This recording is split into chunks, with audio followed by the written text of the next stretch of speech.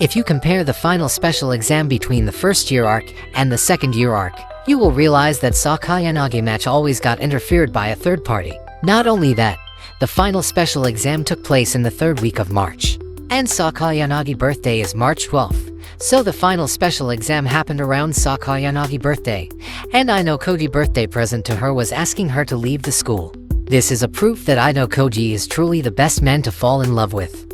There are a lot of similarities, callbacks, and even paybacks that were hidden in Volume 12 and Volume 12.5, such as Hoshinomiya, who repeatedly calls Ayanokoji a joker, which is a callback to Volume 8 where Hoshinomiya believes Ayanokoji presence breaks the balance between the four classes. Let's take a look at it one by one. Let's start with the final exam itself.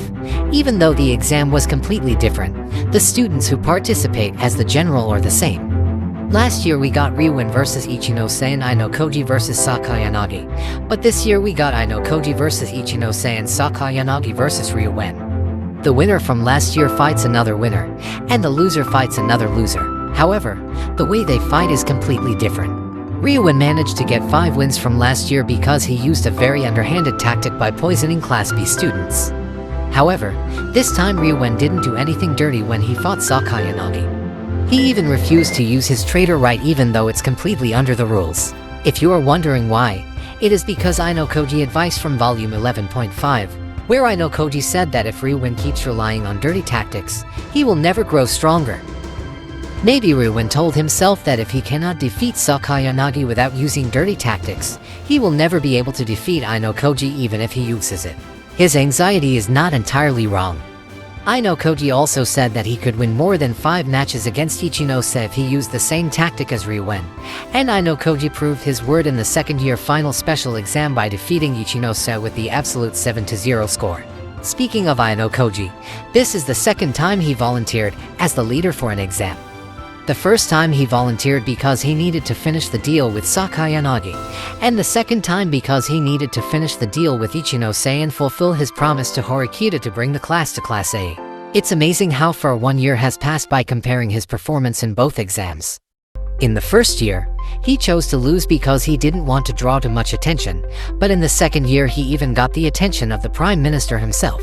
On the contrary, Sakayanagi is the one who chose to accept defeat this year. In the final special exam first year arc, Ayanokoji chose to lose against Sakayanagi after knowing Tsukishiro interference, and in the second year arc, Sakayanagi chose to do the same after knowing Ayanokoji interference. Speaking of Sakayanagi, there is a lot of mystery in her withdrawal, such as what she was planning and what she wanted to do on the outside. However, we will definitely get the answer in the future volumes. One interesting detail from her withdrawal is the fact that she left the school on the same date as Horikita Manabu, March 31st. When Manabu leaves the school, he asks Ayanokoji to meet again in the future, and Sakayanagi asks the same thing as him. Manabu asks Ayanokoji to take care of his little sister, while Sakayanagi asks Ayanokoji to take care of Hashimoto. Manabu gave Ayanokoji his phone number, but Sakayanagi didn't. However, Ayanokoji still got another phone number inside the love letter that I believe was sent by Nagumo. I don't know if this is intentional or just a coincidence, but the amount of effort Kinugasa put into writing this scene is worth getting praise. And now, let's talk about Ichino. This is her second loss in the final special exam against an opponent who used dirty tactics, and by some strange coincidence, both of her opponents share the same birthday. She blamed herself and got depressed, although the second one is way bigger than she could handle. There are a lot of similarities between the first and the second year case. The first year case started with Ichino got depressed, letting the rainwater wash her, and then she was approached by Ayanokoji. Ayanokoji touches Ichino's lips and makes a promise. In the second year, Ichino got depressed and locked herself in her room, and then she was approached by Ayanokoji again. This time Ichino is the one who touches Ayanokoji's lips and fulfills their promise. In both cases, Ichino ended up getting wet, but in a very different meaning. The timing of their promise is also interesting because Ayanokoji made a promise before confessing to Kei, and fulfilled their promise after he broke up with Kei. It's as if Kei is the wall that separated Ayanokoji and Ichino. And now after she is gone, Ayanokoji and Ichino still didn't become a couple. Speaking of Kei, you might realize that they started to call each other by their family name again after they broke up. This is quite strange because they already call each other by their first name even before started dating. This has happened because in Volume 11 First Year Arc, Hirata got angry because Kei was still calling him by his first name, and he reminded her that there is nothing between them anymore. That's why Ayanokoji believes that a couple who will break up will need to stop calling each other by their first name. And before I forget, the way they meet Ibuki in their last dates is fun to read, because it's already become a tradition for Ayanokoji to stuck with Ibuki in every vacation of the first year arc. In summer vacation, they were stuck inside the broken lift. In winter vacation, they stuck inside an empty room. And in spring vacation, they didn't actually get stuck, but still bumped into each other inside a lift. It's too bad that Ibuki chose to be stuck up with Horikita in the second year arc, but I hope Kinugasa continues this tradition in the third year arc. Before we go to the most interesting part, let's talk about the side story. There are two interesting details that I want to share. The first one is Morishita's side story. At first I wonder what she was actually doing by observing the ants. It seems like a waste of pages, but after reading the side story, Morishita is actually smarter than we thought. She was observing Ayanokoji and didn't blindly trust him, or let herself get used by him. After Ayanokoji transferred to her class, maybe Morishita is the one who will become his opposition, just like Katsuragi to Ryuen. And the other side story is about our favorite teacher, Chabashira. In her monologue, she stated that she never meet an opposite sex at a holiday after her student stay was over, which means that she never had a date after her painful experience in high school. In Volume 5 Second Year Arc, we know that Chabashira only dated for a day before that tragedy happened and their relationship fell apart. So, unless she had some kind of one-night stand, she is most likely a virgin. Honestly, I feel ashamed of myself when I thought about this. Let's just talk about President Koenji.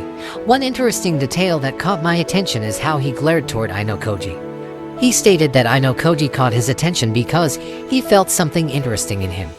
I think there is a high chance President Koenji has the same crazy intuition just like his son. Back in Volume 8, Koenji could easily deduce that Ayanokoji is the one responsible for Ryuen's downfall, and Koenji deduced it just by the heat from Ayanokoji's hand. President Koenji might have even greater intuition, where he could know people's true nature just by looking. Looking at the fact that he is a company president, that doesn't seem exaggerated. The fact that there is someone who is even more superior than Koenji told us that there is a vast unexplored world outside, and this school is just a small pond in comparison. President Koenji's intuition is not wrong. Ayanokoji is indeed not a regular student. From Ayanokoji's conversation with his father, Ayanokoji stated that in the White Room he was repeatedly attacked from a blind spot or while he was sleeping, and sometimes he even got poisoned food. Everything was done to maximize his sense of danger and increase his chance to survive against any condition. However, this statement contradicts his action in the first volume, where he failed to dodge Horikita compass, and he cannot even detect a deadly poison behind Horikita food trap. Either Horikita is actually really strong, or Ayanokoji is just playing dumb. This statement needs to be verified later. And the last one is about Horikita. It surprised me a little when Horikita decided to throw a party to increase the morale of her class after they successfully reached Class A. It feels like a girl who always refused lunch invitations is no longer there. 2 years have passed, people change so fast, and their environment changes even faster.